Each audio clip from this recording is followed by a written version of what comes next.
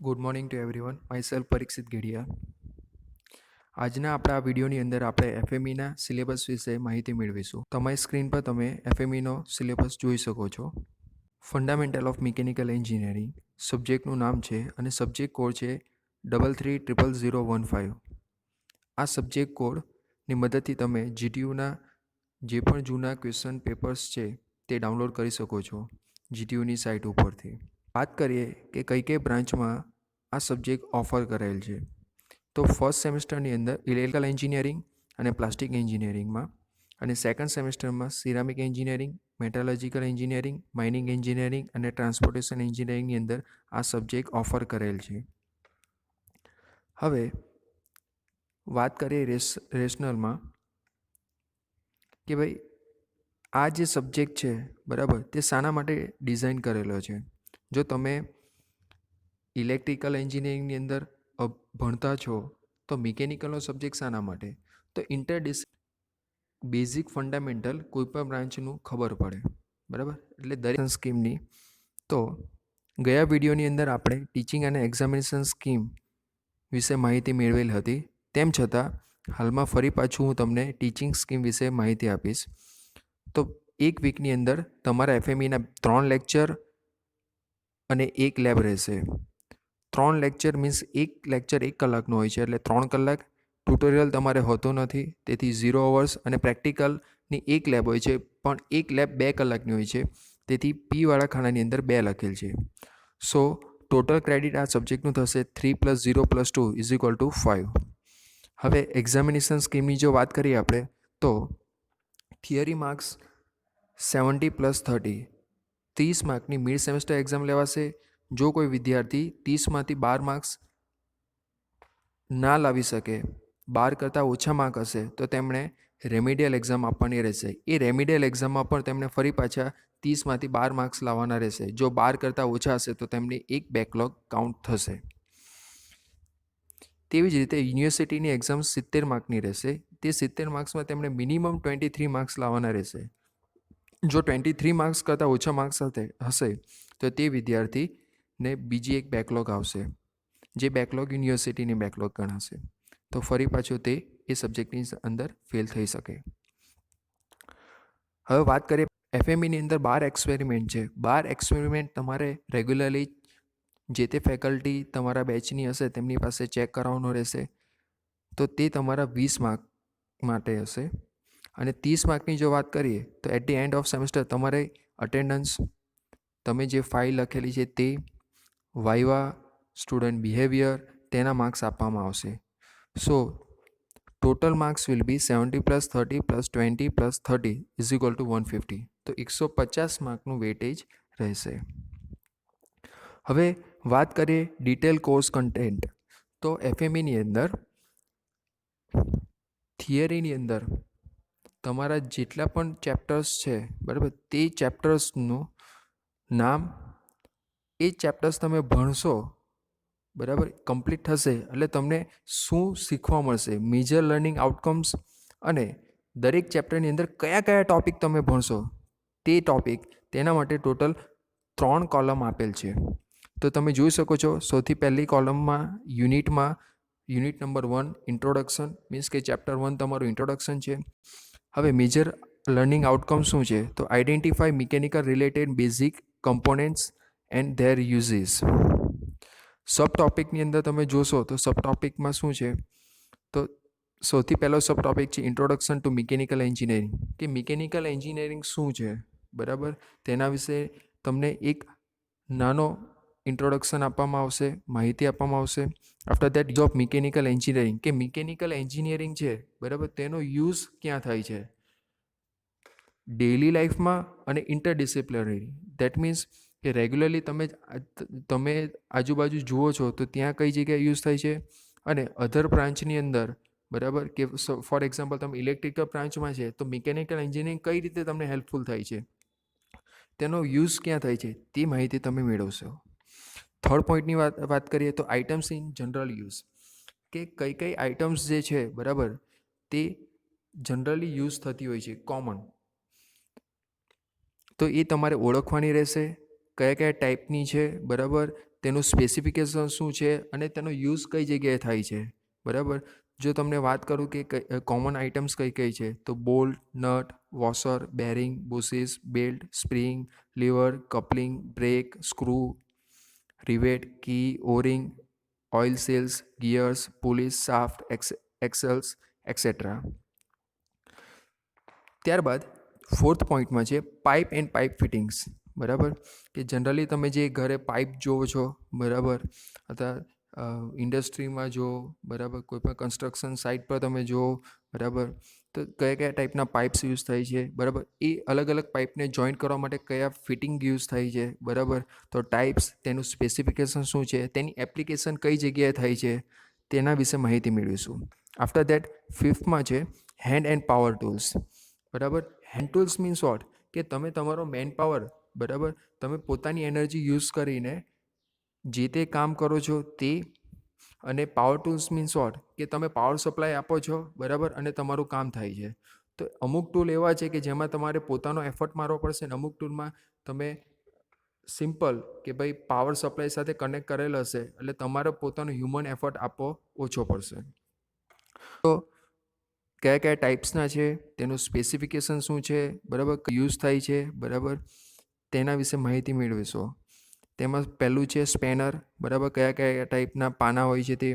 ત્યારબાદ બીજું છે hand tools, for example pliers, screwdriver, saws, then hammers, chisels, cutters, planes, etcetera. અને third છે પાવર ટૂલ્સ, જે આપણે કહી શકીએ ડ્રિલિંગ ટૂલ, બરાબર, ચીપર ટૂલ. તો આ જે બધા જે પાવર સપ્લાયથી ચાલે છે તે બધા ટૂલ્સની વાત કરીશું. તો આ હતું ચેપ્ટર નંબર 1.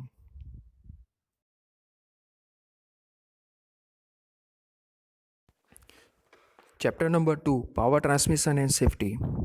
મેજર આઉટકમ શું છે કે તમે આઈડેન્ટિફાઈ કરી શકશો કે કયા કયા ટાઈપના પાવર ટ્રાન્સમિશન ડિવાઇસ છે અને કયા સેફ્ટી નોર્મ્સ તમારે ફોલો કરવા પડશે જ્યારે પાવર ટ્રાન્સમિશન ડિવાઇસ તમે યુઝ કરો ત્યારે.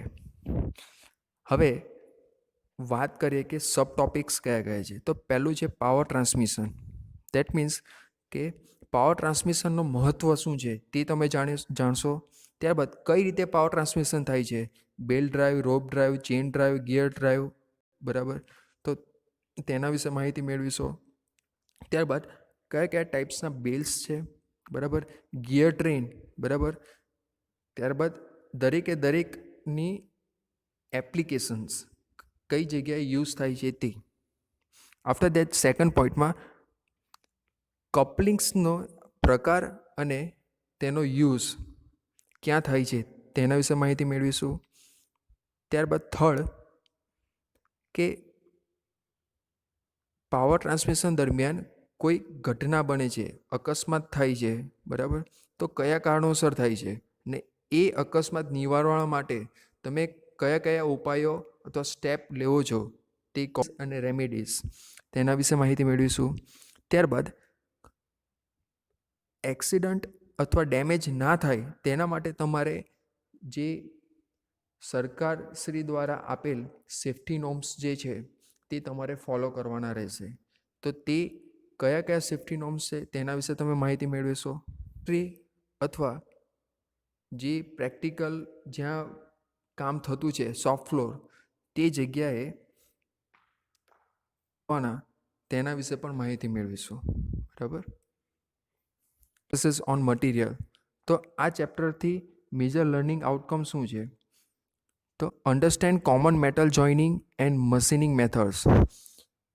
તમે જુઓ છો કે મોટું મશીન હોય છે, બરાબર, તે મશીન ડાયરેક્ટ નથી બનતું, દરેક મશીન પાર્ટને જોઈન્ટ કરવા પડે છે. તો જોઈન્ટ કરવા માટે આપણે કઈ કઈ જોઈનિંગ મેથડ યુઝ કરશું અથવા કઈ કઈ પ્રોસેસીસ કરશું, બરાબર, તેના વિશેની માહિતી અથવા કઈ રીતે થાય છે આ વસ્તુ પોસિબલ તે તમે આ ચેપ્ટરની મદદથી સમજી શકશો. જનરલી વેલ્ડિંગ મોટાભાગના વિદ્યાર્થીઓએ જોયું જ હશે, બરાબર. તો એ વેલ્ડિંગ કયા કયા પ્રકારનું હોય છે, બરાબર, એ વેલ્ડિંગ માટે વર્કિંગ સેટઅપ કેવી રીતે કરવામાં આવે છે, કઈ રીતે દરેકે દરેક અલગ અલગ વેલ્ડિંગ માટેના જે સાધન છે તેનું અરેન્જમેન્ટ કરવાનું હોય છે તે. ત્યારબાદ વેલ્ડિંગ વર્ક કેવી રીતે કરવામાં આવે છે, કયા કયા પ્રકારે કરવામાં આવે છે. આફ્ટર દેટ જ્યારે પણ તમે વેલ્ડિંગ કરો છો ત્યારે તમારે કયા કયા પ્રિકોશન અને સેફટી સ્ટેપ લેવા જોઈએ, બરાબર, તમારે શું કાળજી રાખવી જોઈએ, બરાબર, તેની માહિતી આપણે મેળવીશું. અને આ દરેકે દરેક આપણે ગેસ અને આર્ક વેલ્ડિંગ માટે જ શીખીશું. વેલ્ડિંગમાં ઘણા બધા પ્રકાર છે, પણ મેઇનલી આપણો ફોકસ રહેશે આર્ક વેલ્ડિંગ અને ગેસ વેલ્ડિંગ. બાકી ડિટેલમાં જે વેલ્ડિંગ છે તે મિકેનિકલ એન્જિનિયરિંગના સ્ટુડન્ટને શીખવાડવામાં આવે છે, પણ ઇન્ટરડિસિપ્લિનરી સબ્જેક્ટ હોવાથી ફક્ત આ 2 વેલ્ડિંગ પર જ આપણે ફોકસ રાખીશું.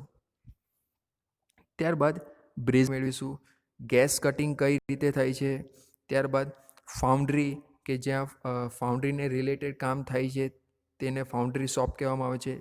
કાસ્ટિંગ પ્રોડક્ટ આપણે બનાવીએ તે જગ્યાને ફાઉન્ડ્રી કહેવામાં આવે છે. આફ્ટર ધેટ કઈ કઈ ટાઈપની મેટલ ફોર્મિંગ અને કટિંગ ઓપરેશન કરવામાં આવે છે, બરાબર, તેના વિશે માહિતી મેળવીશું.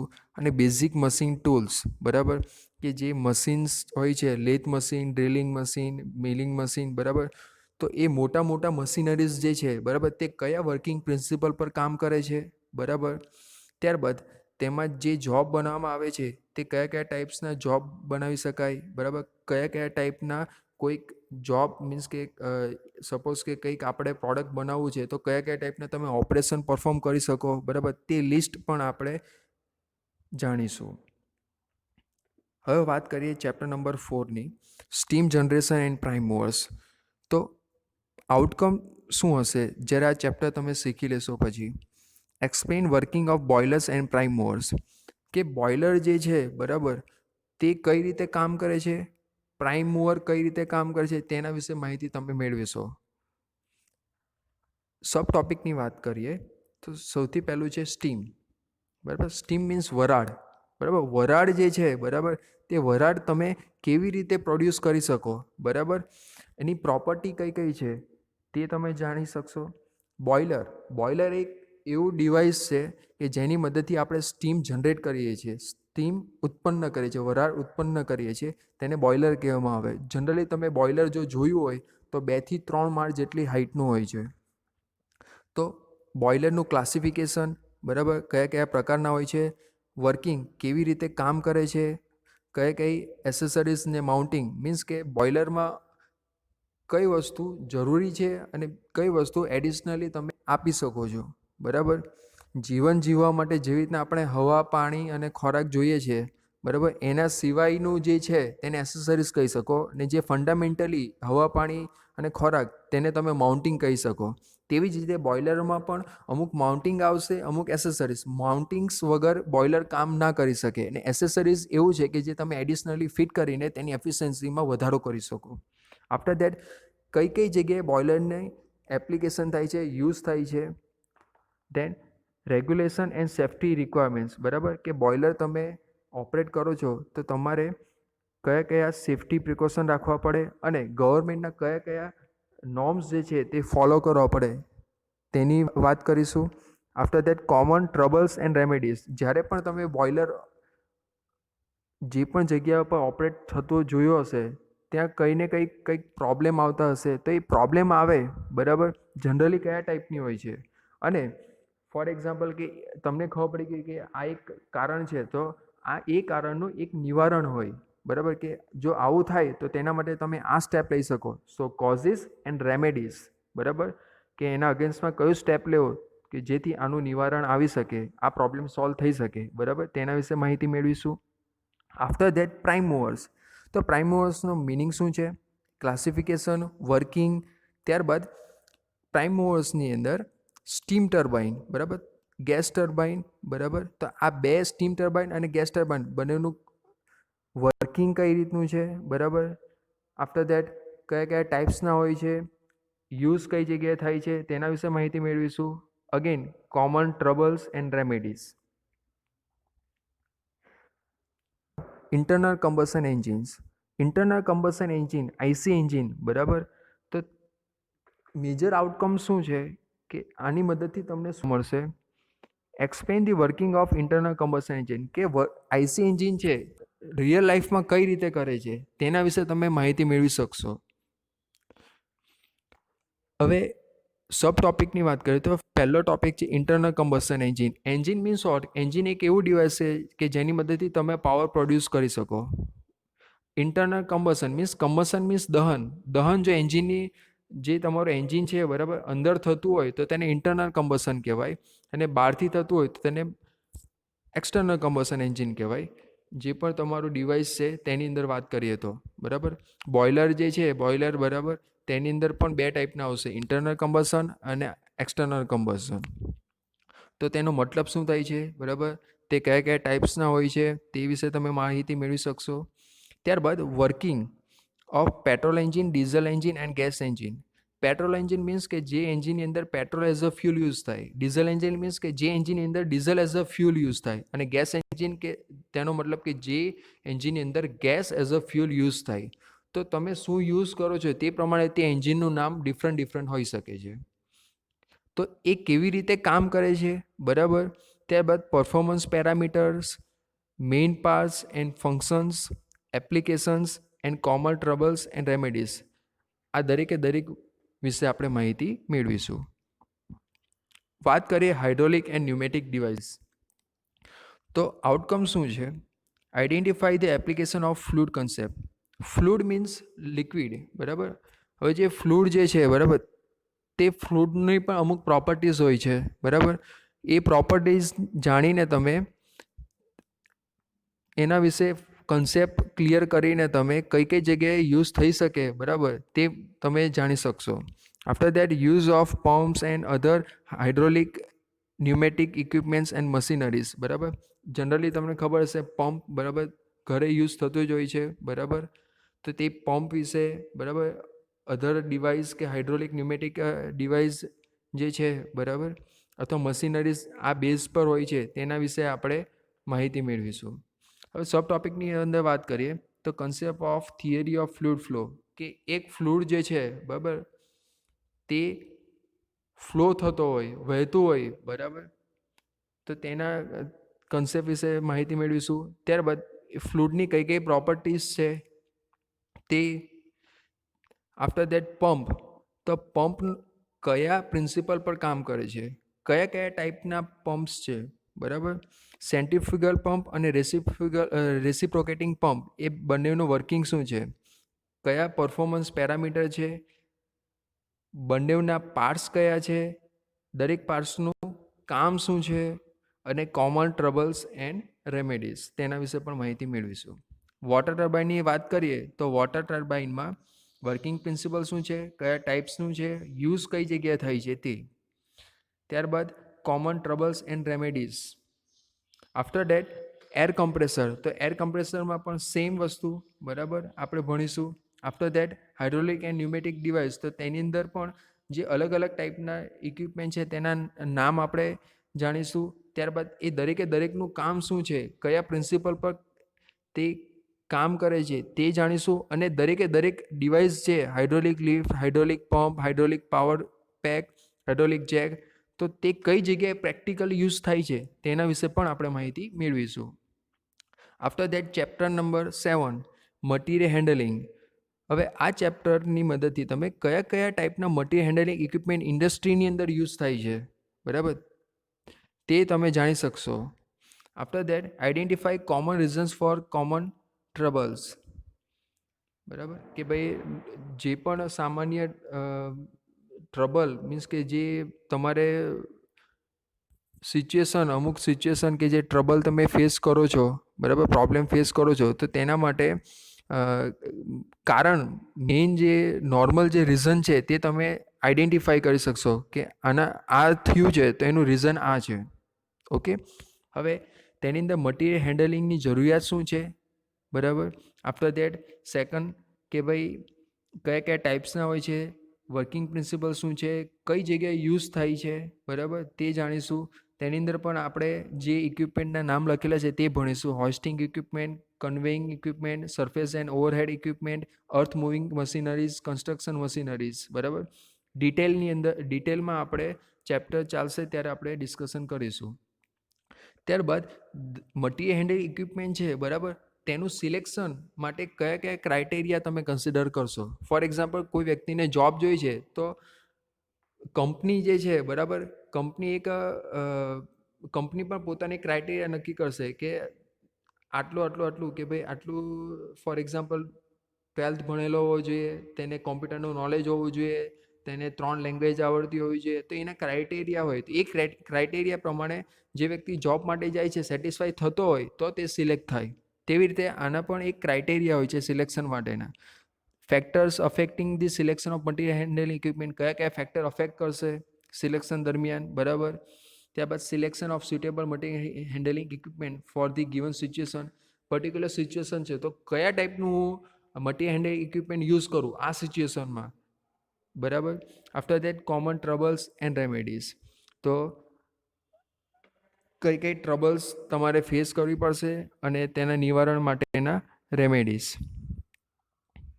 હવે વાત કરીએ કે જે તમારા સિલેબસ જે છે બરાબર, તેની અંદર ટીચિંગ અવર્સ નક્કી કરેલા હોય છે કે ચેપ્ટર નંબર 1 તો 4 કલાકમાં, બરાબર. ચેપ્ટર નંબર 2, 3, 4 એવી રીતે દરેક ચેપ્ટર જે છે તેને કેટલા કલાક ફાળવવામાં આવેલ છે. ત્યારબાદ જે માર્ક્સનું ડિસ્ટ્રીબ્યુશન જે છે તે પણ આપેલ છે. RUA, R means remembrance, U means understanding, A means application level, બરાબર. તો લેવલ વાઇઝ અલગ માર્ક્સ આપેલા છે ને એ ત્રણેયનું ટોટલ મારી એટલે આપણને લાસ્ટ કોલમ મળશે જેની અંદર ટોટલ માર્ક્સ લખેલા છે, બરાબર. તો આ જે એક ટેબલ આપેલું છે જેના ઉપરથી તમને માહિતી મળી જશે કે દરેક ચેપ્ટર જે છે બરાબર તેનું વેટેજ કેટલું છે એક્ઝામમાં, બરાબર. તે તમે માહિતી મેળવી શકશો. હવે આ નોટ્સની અંદર જો તમે જોશો તો તમને ખ્યાલ આવશે કે સૌ પ્રથમ જે તમારી મિડ સેમેસ્ટર એક્ઝામ લેવાશે તો તે મિડ સેમેસ્ટર એક્ઝામની અંદર તમારે કયા ચેપ્ટર્સ જે છે બરાબર તે વાંચવાના રહેશે. તે ક્લિયર કટ GTUએ દરેક કોલેજને લખેલ જ હોય છે. તો તમે જોઈ શકો છો, if mid sem test is part of continuous evaluation, unit number 1, 2 and 3 are to be considered. Means કે જે તમારી મિડ સેમેસ્ટર એક્ઝામ લેવાશે તેની અંદર chapter number 1 introduction, chapter number 2 power transmission and safety, chapter number 3 processes on material, આ 3 chapter mid semester એક્ઝામની અંદર તમારે વાંચવાના રહેશે. અને મિડ સેમેસ્ટર એક્ઝામ માટે જે પેપર તમારું કાઢવામાં આવશે તેના પ્રશ્નો આ 3 ચેપ્ટરમાંથી જ હશે. અને ફાઇનલ GTUની એક્ઝામ હશે ત્યારે ચેપ્ટર નંબર 1 થી લઈને ચેપ્ટર નંબર 7 બરાબર દરેક ચેપ્ટર કન્સિડર કરવામાં આવશે. તો જ્યારે મિડ સેમેસ્ટર એક્ઝામ તમારી લેવાશે ત્યારે તમારે કોઈ પણ ફેકલ્ટીને પૂછવાનું રહેતું નથી કે સર મારા મિડ સેમેસ્ટર એક્ઝામની અંદર કયા ચેપ્ટર્સ છે, બરાબર. તો અહીંયા ક્લિયર કટ લખેલું છે તે જ ચેપ્ટર આપણે કન્સિડર કરીશું, બરાબર. અને માર્ક્સનું વેટેજ પણ આપેલું છે તે પ્રમાણે તમારું ક્વેશ્ચન પેપર રહેશે. આફ્ટર ધેટ જે તમારી લેબ છે બરાબર, તો લેબની અંદર તમને કયા એક્સપેરિમેન્ટ પરફોર્મ કરવામાં આવશે અને કેટલા કલાકના છે બરાબર તે પણ અંદર લખેલ છે. તમે જોઈ શકો છો સૌથી પહેલો એક્સપેરિમેન્ટ જે છે બરાબર, demonstration use of various mechanical items, spanners, hand tools and power tools, બરાબર. કે તમને અલગ ટાઈપના મિકેનિકલ આઇટમ્સ જેવા કે સ્પેનર છે, બરાબર. ત્યારબાદ હેન્ડ ટૂલ્સ, પાવર ટૂલ્સ, બરાબર. તો આ દરેક તમને એક ડેમોન્સ્ટ્રેશન મીન્સ કે તમને બતાવવામાં આવશે. ઓનલાઈન વિડીયો થ્રુ પણ જોઈ શકશો તમે, બરાબર. અધરવાઇઝ તમને કોઈ લિંક શેર કરે અથવા જ્યારે પણ કોલેજ આવવાનું થાય ત્યારે કોલેજની અંદર તમને આ જેટલા પણ ઇક્વિપમેન્ટ આપણી પાસે હશે તે તમે જોઈ શકશો ફિઝિકલી. હવે તમારે ફર્સ્ટ એક્સપેરિમેન્ટમાં કરવાનું શું હશે, student will prepare the report which will include sketches of each item demonstrated with specification and application. તમારે એક રિપોર્ટ તૈયાર કરવાનો રહેશે કે જેની અંદર જેટલા પણ મિકેનિકલ આઇટમ્સ છે, સ્પેનર્સ છે, હેન્ડ ટૂલ્સ, પાવર ટૂલ્સ છે, બરાબર, તે દરેક આઇટમનો તમારે ફિગર ડ્રો કરવાની. ત્યારબાદ તેના સ્પેસિફિકેશન શું છે, ત્યારબાદ તેની એપ્લિકેશન શું છે, કઈ જગ્યાએ યુઝ થાય છે તે તમારે લખવાનું રહેશે. એટલે ફિગર ડ્રો કરો અને તેની સાથે તેની એપ્લિકેશન અને સ્પેસિફિકેશન લખો. ત્યારબાદ સેકન્ડ એક્સપેરિમેન્ટમાં છે demonstrate various power transmission method. Also demonstrate items used in power transmission with material of construction and specification of each item. Student will prepare the report on working principles, setup, sketch, working parameters, specifications of items, and safety norms followed. તો power transmission જે છે તેના વિશે તમે માહિતી મેળવશો અને તમને વિડીયો બતાવવામાં આવશે કે કેવી રીતે પાવર ટ્રાન્સમિશન થાય છે.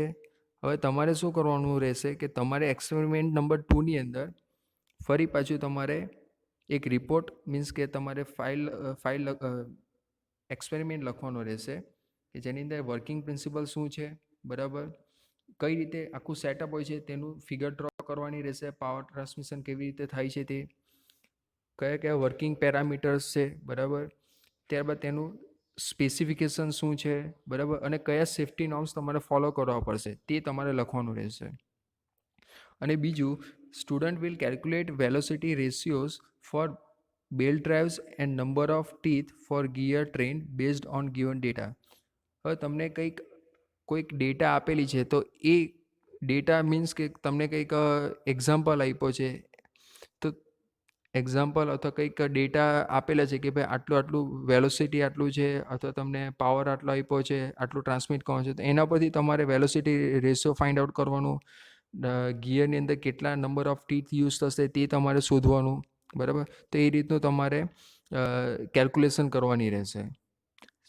એક્સપેરિમેન્ટ નંબર 3ની અંદર જો વાત કરીએ તો વેલ્ડિંગ વિશે એક્સપેરિમેન્ટ છે. Demonstrate working of welding transformers, welding process, gas welding process, gas cutting process, brazing and soldering process. તો આ જેટલી પણ પ્રોસેસ છે, બરાબર, તેના વિશે તમે માહિતી મેળવશો. ત્યારબાદ તમારે શું કરવાનું રહેશે, તમારે ફરી પાછું વર્કિંગ પ્રિન્સિપલ, સેટઅપનો સ્કેચ ડ્રો કરવાનો રહેશે, વર્કિંગ પેરામીટર કયા કયા છે, બરાબર, કન્ઝ્યુમેબલ યુઝડ વિથ સ્પેસિફિકેશન, બરાબર, સ્પેસિફિકેશન લખવાના રહેશે અને સેફ્ટી નોર્મ્સ કયા છે તે પણ તમારે લખવાનું રહેશે. After that